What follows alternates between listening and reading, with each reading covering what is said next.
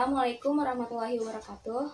Perkenalkan, nama saya Anti Hoyrunisa dengan mahasiswa 2017-590004 dari Universitas Muhammadiyah Jakarta, program studi Pendidikan Guru Madrasah Ibtidaiyah.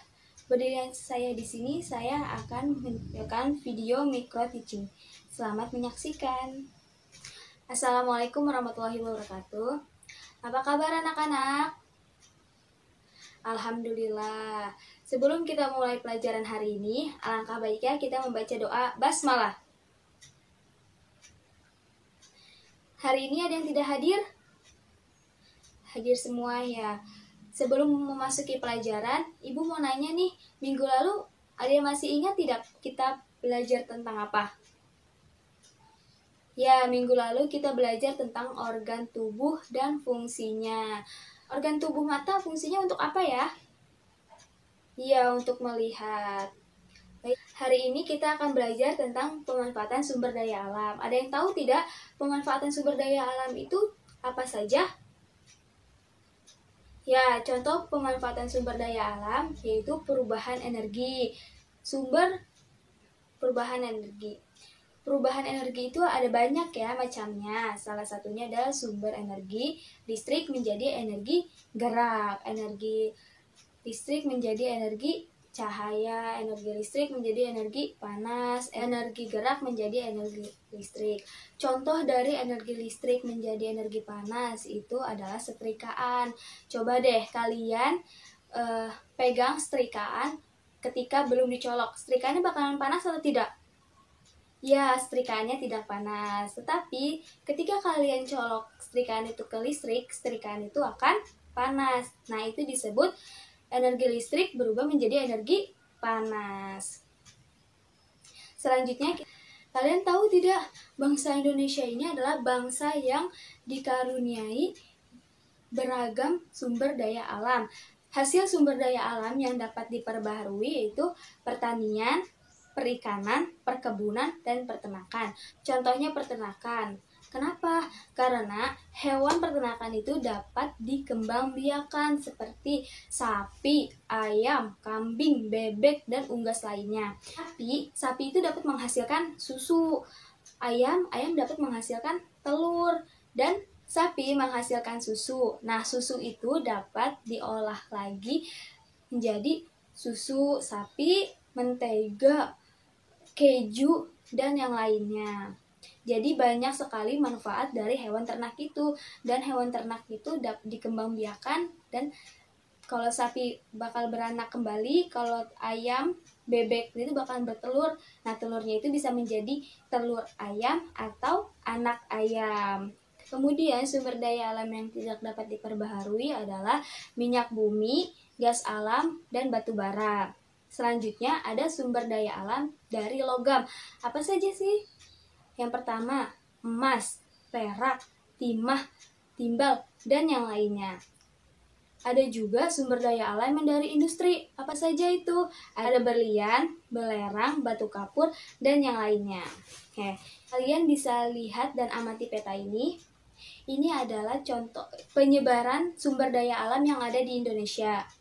Luas bukan? Banyak tidak? Ya, karena Indonesia kaya akan sumber daya alam. Negara kita juga dikenal sebagai negara yang kaya akan penghasilan tambang seperti minyak bumi, gas alam, dan batu bara. Selanjutnya, sumber daya alam disebut sebagai modal pembangunan. Kenapa disebut sebagai modal pembangunan? Karena hasil-hasil dari pertanian, perikanan, peternakan, batu bara, dan yang lainnya itu dapat kita ekspor ke negara lain, dan negara lain akan membeli hasil yang telah kita ekspor ke negara-negara mereka. Nah, dari hasil tersebut akan menghasilkan uang. Uangnya itu bisa sebagai modal pembangunan atau sebagai pajak. Modal pembangunannya itu kayak gedung-gedung, masjid, bangunan lainnya. Oke. Tadi di awal pelajaran ada yang menyebutkan sumber energi listrik menjadi energi cahaya. Nah, kita akan membuat rangkaian listrik seri seperti ini. Sebelum kalian mencoba mempraktikannya, Ibu akan memberikan sebuah video dan kalian Silahkan disimak dan diamati isi dari video tersebut agar kalian mengerti bagaimana cara merakit rangkaian listrik seri. Mari kita tonton videonya. Alat-alat yang dibutuhkan untuk membuat rangkaian listrik seri yaitu batu baterai, lampu, 2 buah lampu atau lebih, kabel yang sudah dipotong-potong, saklar, tempat bisa pakai kardus atau papan, solatif putih, dan gunting.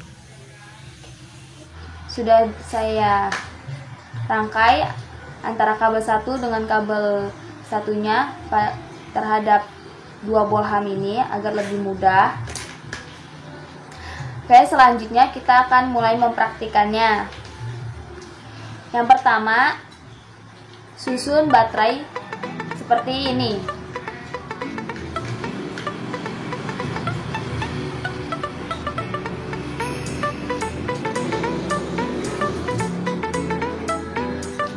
Kita susun baterai seperti itu. Jangan lupa diberi solatif agar baterainya bisa berfungsi.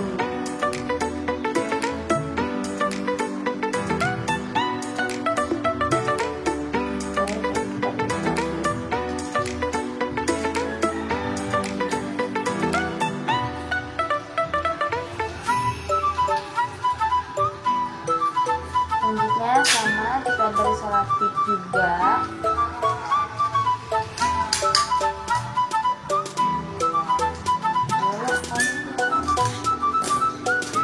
Selanjutnya sama, kita beri solatif juga.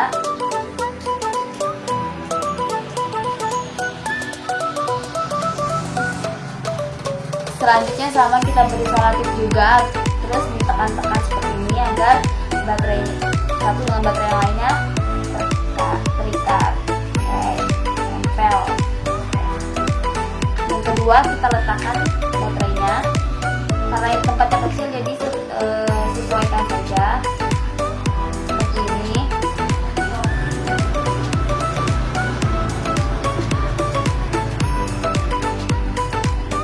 Jangan lupa diberi solatif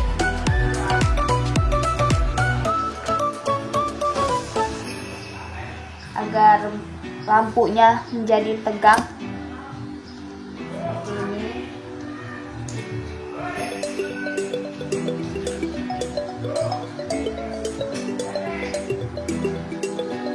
Diberi solatif lagi ya, biar dia tidak jatuh lampunya. Seperti ini. Terus selanjutnya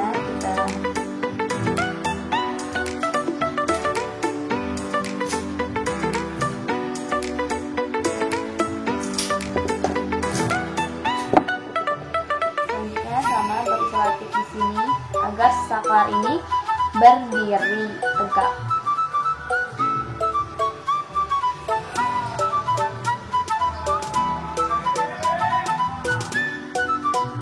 Dan ini saklarnya kita matiin dulu. Terus kita tempelkan si kabel ini dengan ujung baterai.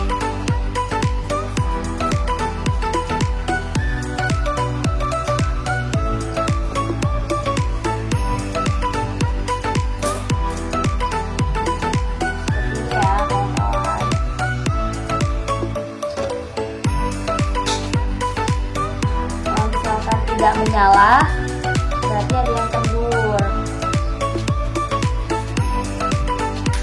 Nah, seperti ini, berarti ada yang kendur. Ini berarti di sini ada yang kurang kencang. Jadi deh, nyala ini rangkaian listrik jenis seri. Terima kasih. Bagaimana? Apakah sudah ditonton videonya? Paham tidak bagaimana cara merakit rangkaian listrik seri? Nah, bahan-bahannya ada di sini. Sebelum kalian praktik, Ibu akan membagi kalian beberapa kelompok, dan satu kelompok itu terdiri dari 5-6 orang. Jangan lupa minggu depan kalian bawa alat dan bahannya. Itu mudah, cuman baterai, kabel, dan bolham dan lainnya kalian bawa minggu depan, karena hari ini tidak cukup untuk kita lanjutkan merakit rangkaian listrik seri ini. Mungkin sampai di sini ada yang belum paham tentang pemanfaatan sumber daya alam dan perubahan energi. Alhamdulillah paham semua ya. Ibu ingatkan kembali, minggu depan kalian bawa alat dan bahan. Kita akan praktik cara merakit rangkaian listrik seri. Rangkaian listrik itu ada berbagai macam. Nah, kita menggunakannya rangkaian listrik seri yang lebih mudah. Mungkin cukup sekian pelajaran hari ini. Kurang lebihnya mohon maaf. Wassalamualaikum warahmatullahi wabarakatuh. Bagi yang nonton video ini, kalian bisa masuk ke Universitas Muhammadiyah Jakarta. Lalu, bagi guru-guru yang mau masuk kuliah, kalian bisa pilih program studi pendidikan guru madrasah ibtidaiyah. Jangan lupa pilih Universitas Muhammadiyah Jakarta. Semoga lolos. Terima kasih.